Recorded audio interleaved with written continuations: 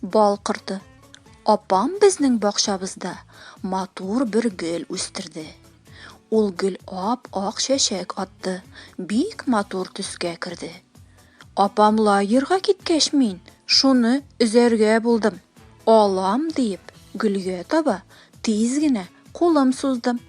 Шул чак бал құрты безілдеп, шәшәкне үзмә диде. Сезгә тәмле бал җыярга кирәк ул безгә диде. Удивительный кармашек. У Гульшат на фартуке маленький кармашек. В нем у девочки лежат нитки, карандашик, пуговица, куколка, в тряпочке мелок, ленточка, конфета, носовой платок. Просто удивительно, как так получается? В маленьком кармашке столько умещается. Сосулька. Сосулька с крыши свесилась. Расхныкалась она. Ох, до чего не весело, когда вокруг весна.